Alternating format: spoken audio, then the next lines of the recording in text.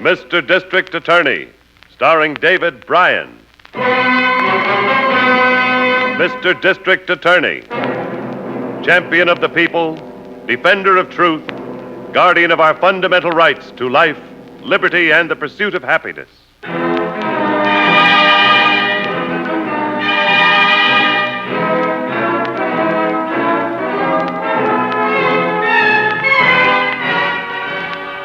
And it shall be my duty as district attorney not only to prosecute to the limit of the law all persons accused of crimes perpetrated within this county, but to defend with equal vigor the rights and privileges of all its citizens.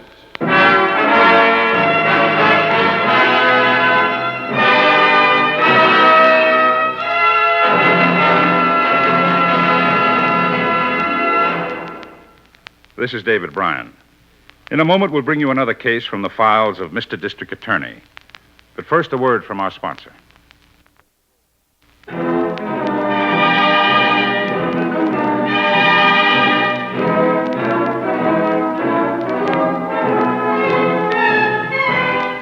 And now, here is our star, David Bryan, as Paul Garrett, Mr. District Attorney.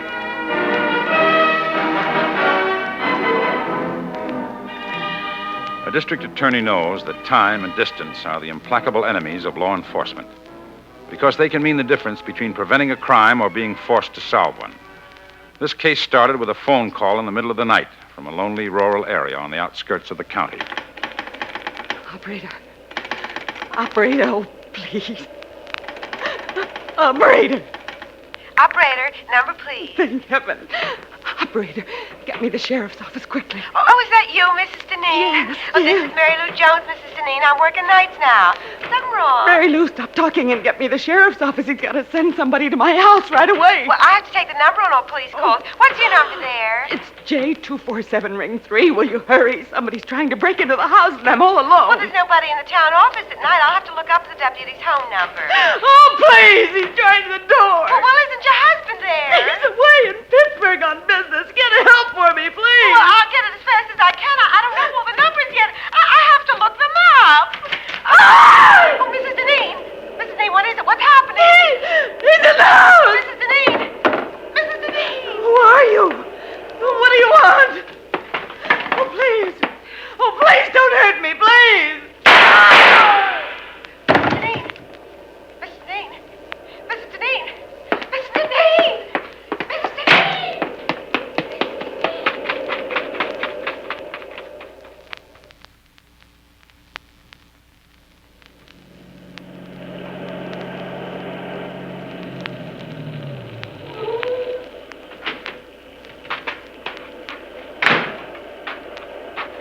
Hi, Chief.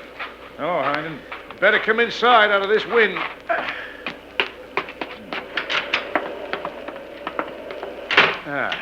How long ago did this happen? Oh, about an hour and a half ago. She was trying to get a call through to the deputy sheriff when she was shot. He couldn't have gotten here in time to stop it, even if she had reached him. Shot twice, huh? Yeah. Phone operator heard the shots right after Mrs. Deneen screamed and dropped the phone. Phone's off the hook there, rural party line. Any special reason for the two squads you have posted down the road? No, just cut off curious visitors. Phone operator's a young girl, a little bit of a character. She's been waking people up on the lines to tell them what happened. Any idea how the killer got in? Yeah. Side door, I'll show you. Oh, wait. I want to hang this phone up now in case the office wants to reach us here. Fat chance of anybody getting through while that girl is calling. Only call she's placing on her own. You said the dead woman is Mrs. Deneen? Yeah. Where's her husband? Now, she told the phone operator he was in Pittsburgh on business. I've got Pittsburgh police checking all the hotels. He'll be notified if they find him. Oh, here's the door. It was wide open. That's how we got in to open the front door. The lock doesn't seem to be broken. It must have been picked. I don't suppose you know if anything's been stolen. I doubt it. Everything's neat. Drawers haven't been ransacked. Matter of fact, there's Mrs. Deneen's purse on the sideboard. There you see. About $40 in cash. Hasn't been touched. Well, that wasn't the motive, then. Only one other thing it could be. What? Hate, Harrington. Can you think of any other reason for breaking into a house in the middle of the night and murdering a woman in cold blood? No, I guess not, Chief. Now, let's take a look around outside.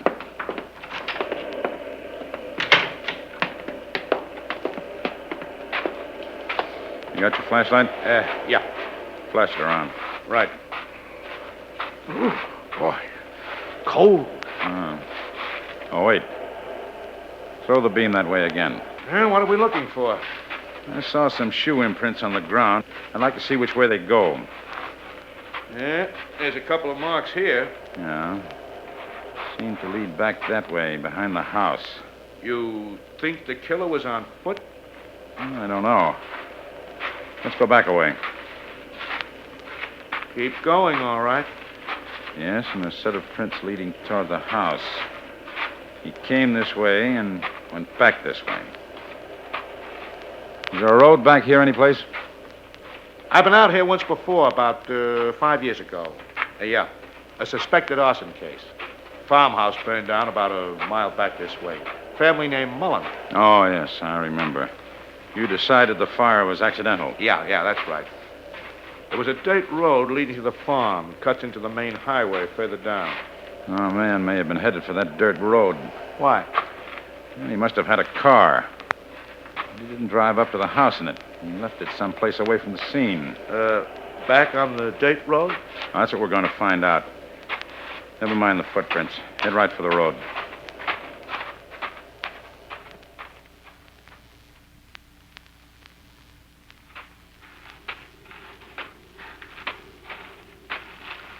Wind is dying. Be getting light soon. Here. Here's what you want, Chief. Yes, the car was parked here all right. Yeah, footprints again, too. Coming and going from where the car was standing. Now, that's where the car turned around to go back to the main road. Yeah. He left something, though. What is it? Cigarette butt. Oh. He didn't smoke much of it. No, didn't even burn down to the brand mark. Well, that's one thing we know about him. What kind of cigarettes he smokes. That's about all we do know, Chief. We won't be able to follow these tire marks past the main road. Tread impressions won't do us any good either. It's a standard tread, no distinguishing marks. Tires were fairly new. Well, what now? Back to the house.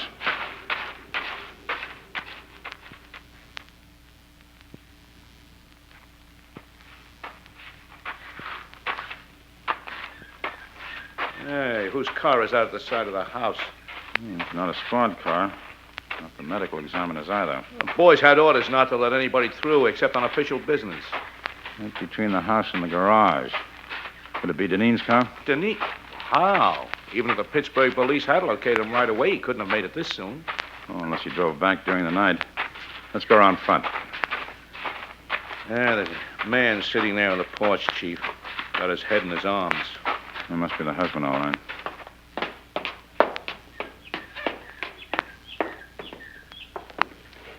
Mr. Deneen? Yes. My name is Garrett. I'm the district attorney. This is Mr. Harrington. I don't care who you are. Look, Mr. Deneen, we can't tell you how sorry we are that... Then don't, please. What good does it do to be sorry? Let me handle it, Harrington. Mr. Deneen, it would help us a lot to know one thing. Did you or your wife have any enemies? Enemies? Could there be anybody with enough hatred in their heart to do this? And even if I knew, do you think I'd tell you? I'd take care of it myself. That's not the right way to talk, Mr. Deneen. Don't tell me how to talk. You didn't drive home from Pittsburgh 10 minutes ago. You didn't find your wife the way I found mine. Maybe you'd better rest for a while, Mr. Deneen. We'll talk to you later.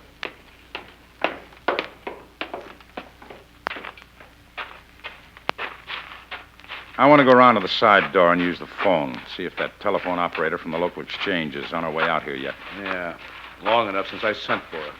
We should... What's the matter? What are you looking at Deneen's car for, Chief? Design of the tire tread. Same as we saw on the back road. Yeah, but like you said, they're standard on lots of cars. I know. Well, let's look it over anyhow. Look at this. on the frame of the car door. Service station lubrication record. Local station. Yes, dated 3 days ago. 18,106 miles. Now look at the mileage on the speedometer. 18,217 miles. Hey. Just a little more than 100 miles. He couldn't have driven to Pittsburgh and back since that record was pasted on. I'm going to get a few answers from him. Yep, there comes a squad car. Girl in with the driver. It must be the phone operator. Looks like Deneen went in the house, Chief.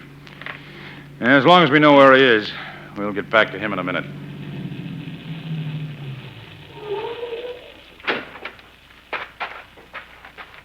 Are you Mr. Garrett? Yes. Well, that policeman drove me out and said you wanted to see me. I'm Mary Lou Jones. I heard the whole thing on the telephone. I'm the operator on the local exchange. Exactly what did you hear, Miss Jones? Well, I heard the whole thing. It was just dreadful. I heard her crying, and then she said, "Who are you? What do you want?" And then the shots, and that was all. You're sure you heard her say, "Who are you"? Yes, that's what she said. I heard the whole thing. It was just terrible. Then I finally found the deputy's number, and I called him, and he said he'd come out right away, but that I should call the district attorney's office, too, and I did. Well, thank you, Miss Jones. The policeman will drive you back to town. Don't you want to know anything else? I mean, an idea about who might have done it or anything? Well, whose idea? Well, people around here, some of them think it might have been Ted Mullen. The Mullen place that burned down, Chief. Well, why do people think that? Well, Mr. Deneen works at the bank, you know. No, I didn't know. Sure. He's president of the bank. When the Mullins had that fire a long time ago, well, Ted Mullen said it never would have happened if Mr. Deneen had okayed a loan he wanted to put in a water pipe instead of just using a well. Ted hated Mr. Deneen right up until the time he moved away 2 years ago. I see. Better get through to radio division, Harrington. Put out an information wanted bulletin on Mullen. You don't want to talk to Deneen again, then? I guess not. Not anymore.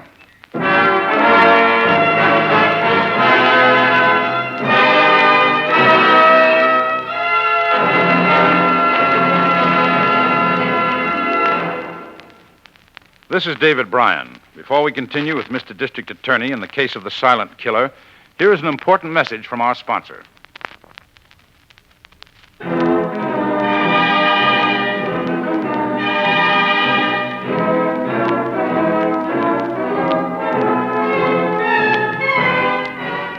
And now back to David Bryan, starring as Paul Garrett, Mr. District Attorney.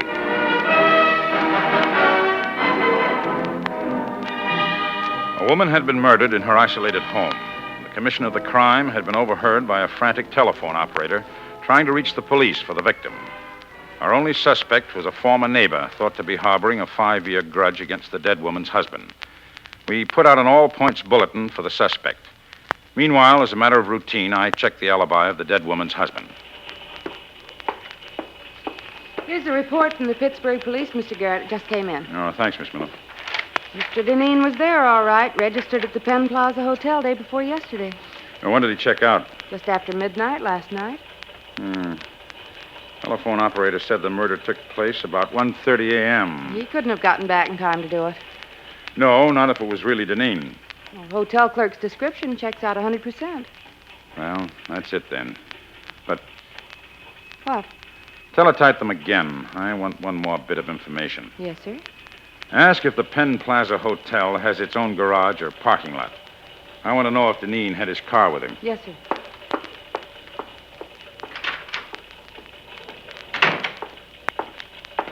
Oh, hey, Chief, I was wondering where you were hiding. You get any word in that pickup of Ted Mullen yet? No, except that he's moved out of the state. That's all we have so far. I bet you all the insurance companies. Walter Deneen carried a few small policies on his wife. Nothing exceptional. Deneen's been doing some speculating in the stock market, though. You check brokerage houses? Yeah. He's been buying unlisted stocks against their advice.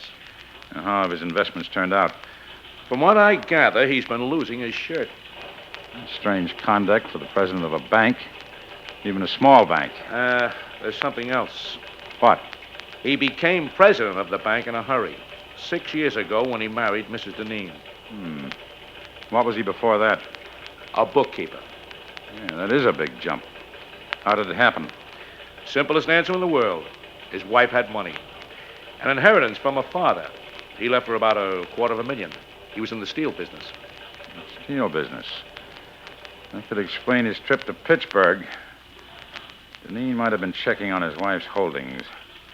I wonder who he saw while he was there. Well, who'd have charge of Mrs. Deneen's affairs? Her father's attorney.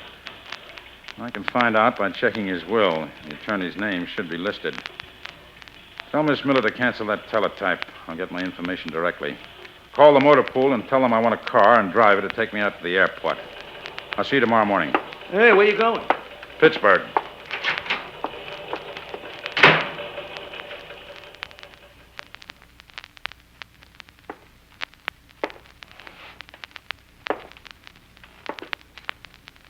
Yes, Walter was here to see me, Mr. Garrett. I've handled his wife's affairs just as I handled everything for her father before her. And you saw him here in Pittsburgh last night? Yes, he had dinner at my home. You seem to be disturbed about something, Mr. Medford. Well, I don't know if disturbed is the right word, Mr. Garrett, but I wondered about Walter's visit. It seemed unnecessary. Would you mind explaining that? I don't quite know how I can explain it. Well, he just seemed to be preoccupied with the fact that he intended to drive all night in order to get home. As a matter of fact, he became such a bore on the subject that Mrs. Medford, my wife, said she had a headache and asked to be excused. Did Deneen drive out to your home? No.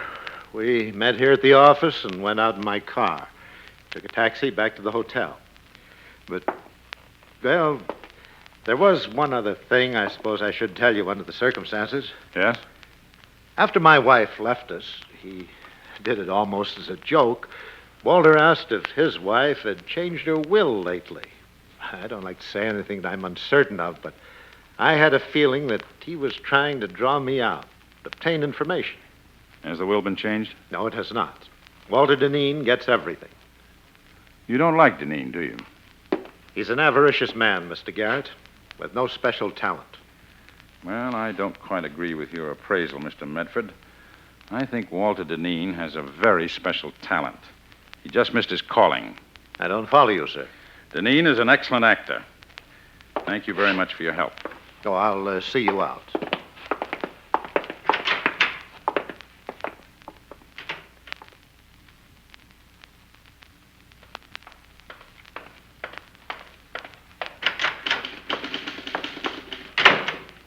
Morning, Miss Miller.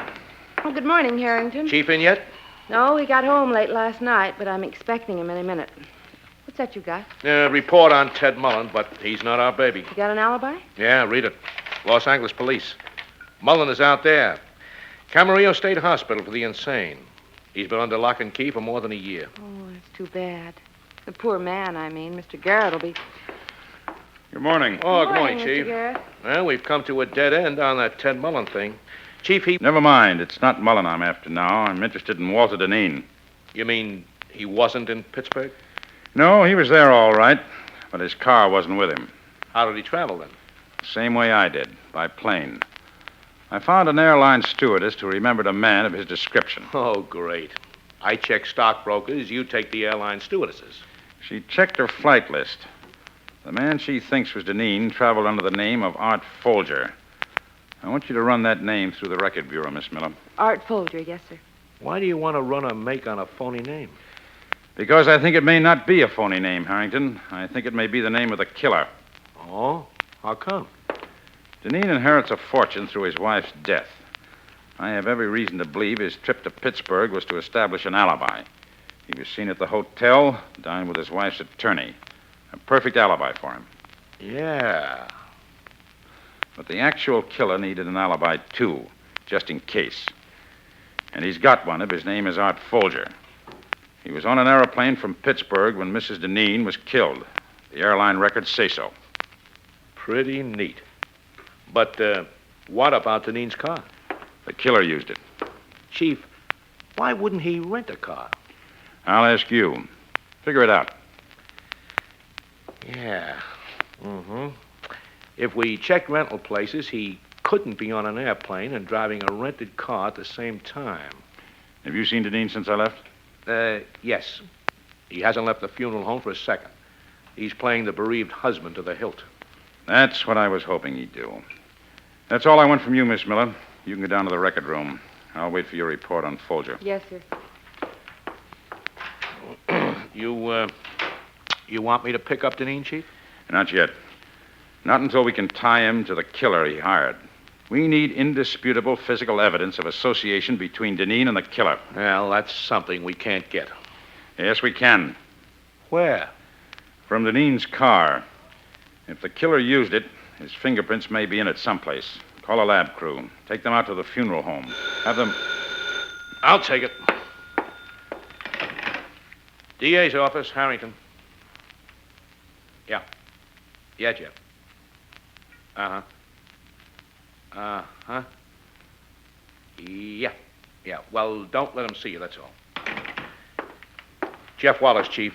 He's been keeping Deneen under surveillance. Mm-hmm. Deneen pulled a feint to the funeral parlor. He let them talk him into going home for a rest. Jeff followed him. Did he go home? Yes, by way of the bank. The bank? Uh-huh. Jeff says he stopped about 5 minutes, went into the safe deposit section. I wonder what he's up to. Same thing the county cashier is up to every week before you go to see him. What? Getting the payroll ready. Killers get paid, too. Come on. We gonna go over the car just the same, right at his house? We certainly are. He's liable to see us. That's a chance we'll have to take. Once he pays off, our killer will head for parts unknown. Hey, perfect timing. Not quite. That's an up car. Oh, Mr. Garrett. It's a good thing I caught you. Here's the record on Folger. Well, then there really is an odd Folger. Yeah. What have you got? 1 conviction, assault with deadly weapon, 1 charge of manslaughter, no indictment, 1 charge of murder, no indictment. Sounds like a pro killer, all right. There'll be an indictment this time. Give me the file. We'll see you later. Going down, please.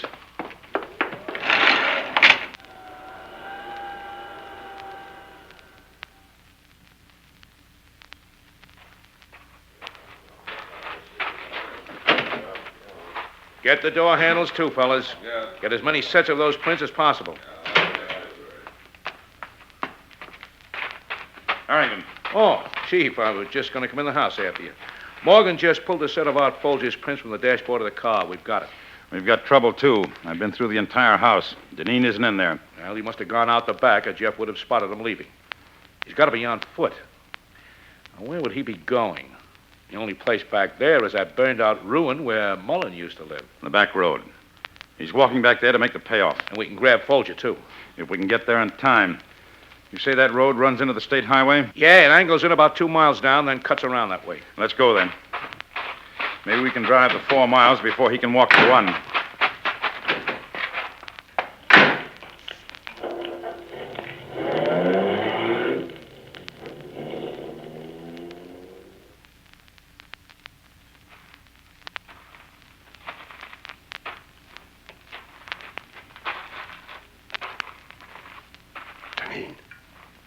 You here? In here. Watch those charred beams. Don't worry. Thought you were going to walk out here to meet me. I did. I thought I heard a car along the road while I was coming through the trees. I didn't hear anything here. Oh, there's nothing on the road. You can only see 50 feet to where it turns. You got the money? Here, 700. I gave you 3 when we made the deal. Now get lost and forget that you ever saw me. You forget you saw me, too. Yeah, all right. Get going. Just stay right where you are, gentlemen. Who's that, Deneen? I don't know. Who is it? Where are you? On both sides of you. And down. So what? Try that again and you'll get it back. Don't, Folger. They might shoot and hit me. What do you think will happen if they get us? I'm coming out! I'll kill anybody who tries to stop me! Hold, Folger! I'm hit! No more, please! Hands high, then. Grab my gun, you yellow belly! Grab it or we'll boom! I can't. again. I'm afraid. Just lie there, Folger. You'd never get to it in time. Don't make me kill you, mister. He got me out here to sell me some information about who killed my wife. Never mind that, Deneen. We know who was responsible. Oh. How did you find out? Who told you? A service station attendant, an attorney, and an airline stewardess. Just a bunch of average citizens, Deneen. That's what society is. That's what the law is.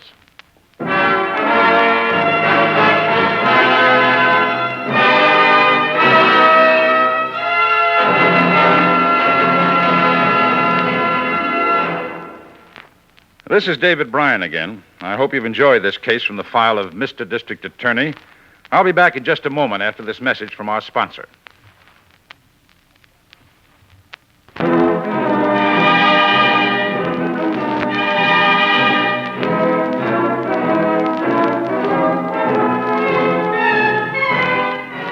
Now, here is the star of Mr. District Attorney, David Bryan, with a word about the program you have just heard.